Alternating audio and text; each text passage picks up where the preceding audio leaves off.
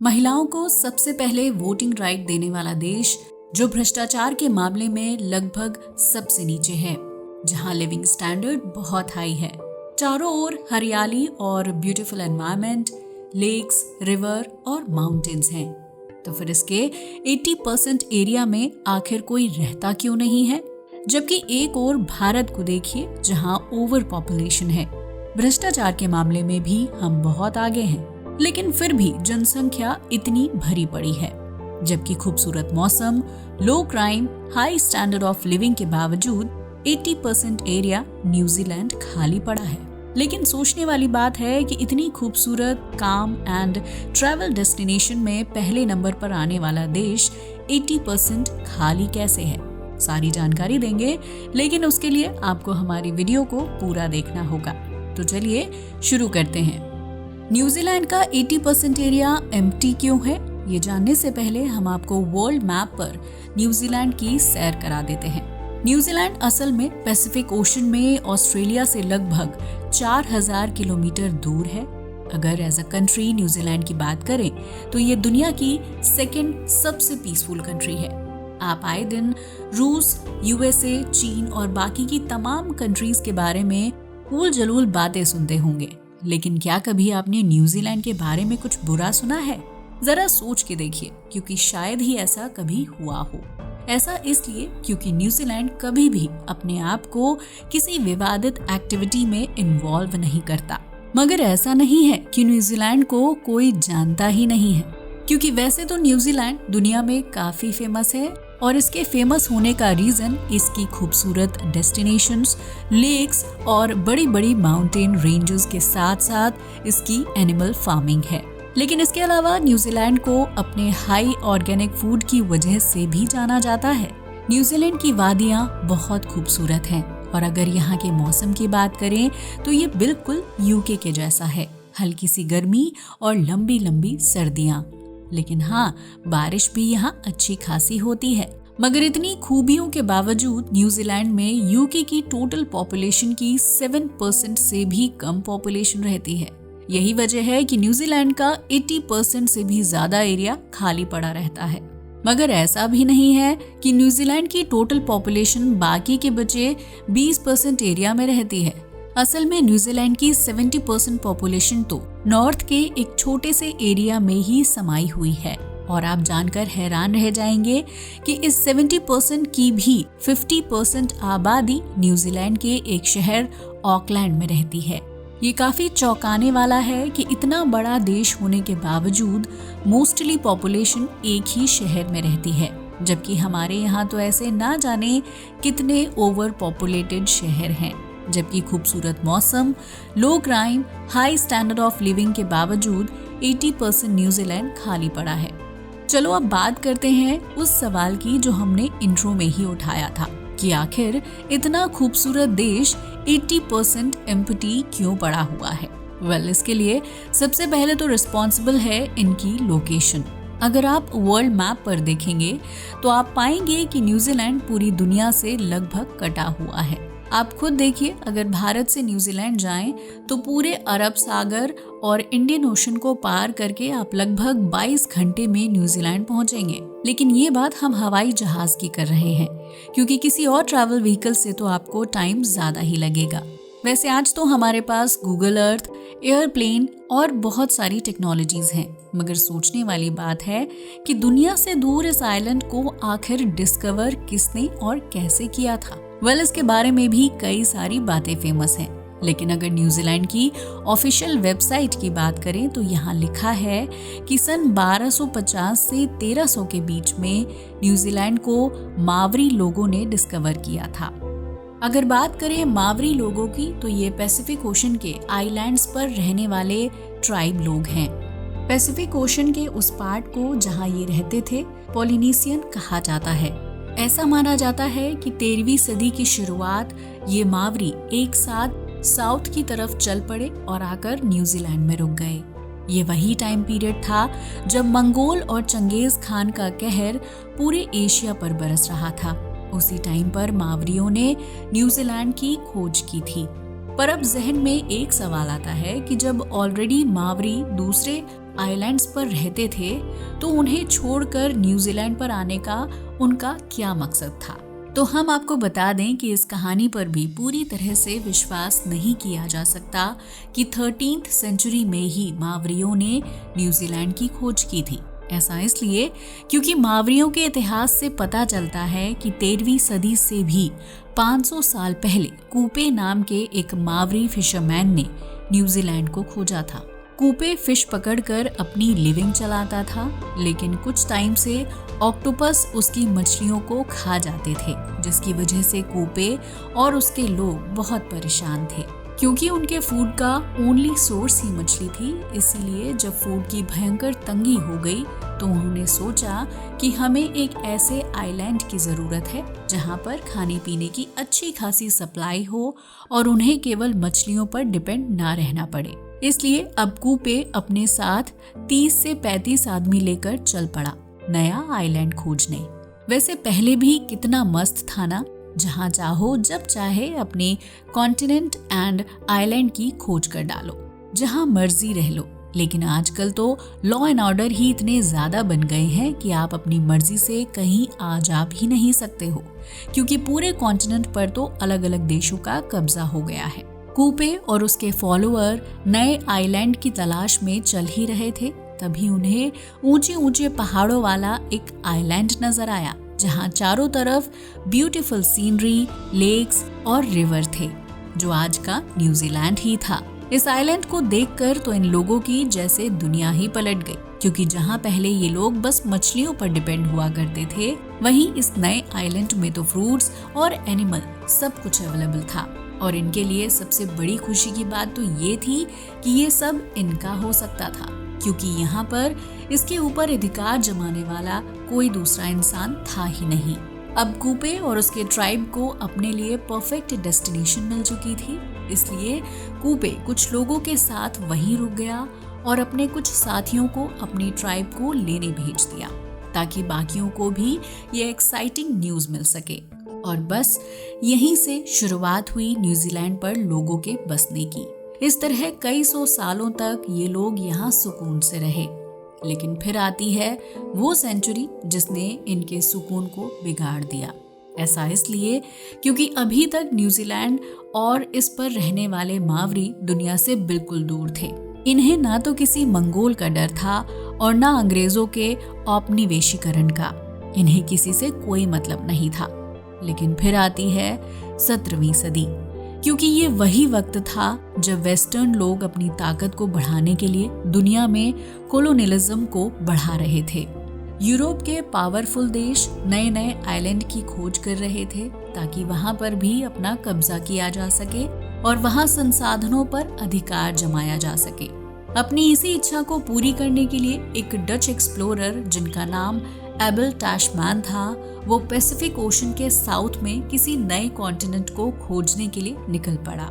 ऐसा इसलिए किया गया क्योंकि यूरोपियन को लगता था कि नॉर्थ में इतने सारे कॉन्टिनेंट हैं, तो जरूर साउथ में भी कोई न कोई कॉन्टिनेंट जरूर होगा, जिसकी जानकारी अभी तक किसी को नहीं है।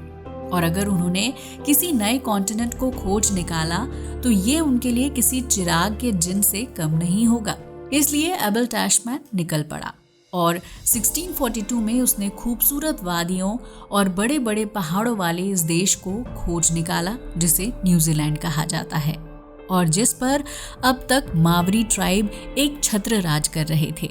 लेकिन 1642 में जब एबल टैशमैन ने न्यूजीलैंड में उतरने की कोशिश की तो वही हुआ जिसका उसे डर था। यहाँ पर मौजूद मावरियों के साथ एबल टैशमैन और उसके लोगों की खूनी झड़प हुई। मावरियों ने अपने शौर्य का बेहतरीन प्रदर्शन किया और मजबूरन एबल टैशमैन को भागना पड़ा, क्योंकि शायद उसे समझ आ गया था कि यहाँ उसकी दाल नहीं गलेगी, क्योंकि मावरी लोग अपने लैंड को लेकर काफी पॉजिटिव थे। मगर यूरोपियंस को तो आप जानते ही हैं, ये लोग साम दाम दंड भेद सारी नीतियां अपनाते थे और जब तक अपना काम ना निकाल लें चैन से नहीं बैठते थे। इसलिए 1769 में जेम्स कुक नाम के एक ऑफिसर ने फिर से इस आइलैंड पर जाने की हिमाकत कर दी, लेकिन मावरियों ने फिर भी हार नहीं मानी एक बार फिर मावरी ट्राइब और जेम्स कुक की आर्मी की बहुत भयंकर लड़ाई हुई, जिसमें कई सारे मावरी लीडर मारे गए और जेम्स कुक की आर्मी को भी अच्छा खासा नुकसान हुआ। इसलिए जेम्स को भी वहां से भागना पड़ा। लेकिन इस बार कुछ अलग हुआ था, क्योंकि जेम्स कुक ने न्यूजीलैंड से अपने देश तक का मैप बना लिया था। इसीलिए इस मैप के थ्रू 18वीं सेंचुरी में यूरोपियन एक बार फिर इस आइलैंड तक आ पहुंचे। मगर इस बार उन्होंने युद्ध नहीं बल्कि साम दाम दंड और भेद का यूज किया और यहाँ रहने वाले लोकल मावरी लोगों से बहुत ही स्वीटली बिहेव किया और साथ ही मावरियों को ट्रेड और प्रॉफिट का लालच देकर ब्रिटिशर्स ने न्यूजीलैंड में अपनी जगह बनानी शुरू कर दी। मावरी लोगों को भी ये अच्छी अपॉर्चुनिटी लगी दुनिया से जुड़ने की, इसलिए उन्होंने एक्सेप्ट कर लिया। मगर फिर धीरे धीरे ब्रिटिश लोगों ने अपने रंग दिखाने शुरू किए और उसके 100 साल के अंदर ही उन्होंने न्यूजीलैंड को पूरी तरह से अपने कब्जे में ले लिया। 1840 में ब्रिटिश और मावरी लोगों के बीच एक ट्रीटी हुई, जिसे द ट्रीटी ऑफ वेटेंगी कहा जाता है। ये ट्रीटी इसीलिए इतनी खास है क्योंकि इसके बाद में न्यूजीलैंड ऑफिशियली यूरोप और ब्रिटिश एम्पायर का हिस्सा बन चुका था। जब ब्रिटिश यहाँ आए थे, अगर उस टाइम पर मावरी लोगों की पॉपुलेशन की बात की जाए तो ये 2 लाख के आसपास थी। लेकिन आप जानकर हैरान रह जाएंगे कि अगले 2 साल में ये पॉपुलेशन बढ़ने के बजाय कम होकर बस 40,000 रह गई। लेकिन अगर उनकी पॉपुलेशन घटने की वजह की बात करें तो इसके 2 रीजन थे।